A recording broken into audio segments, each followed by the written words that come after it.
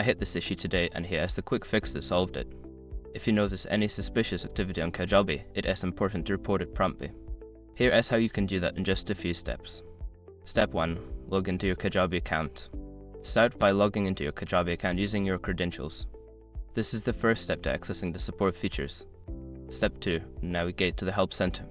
Once logged in, find the Help Center link, usually located at the bottom of the dashboard. This is where you can get support and report issues.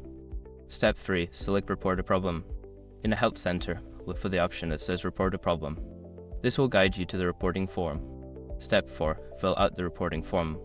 Complete the form with all relevant details about the suspicious activity observed. Be as specific as possible to help the support team. Note, if you're unsure about what to include, mention the specific user or content that's signed off, like a questionable email campaign.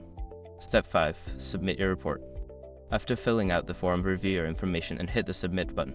You should receive a confirmation that your report has been sent. If you follow these steps, you'll be able to report any suspicious activity quickly and efficiently. Remember, keeping your account secure is a priority. If you have any more questions, feel free to ask.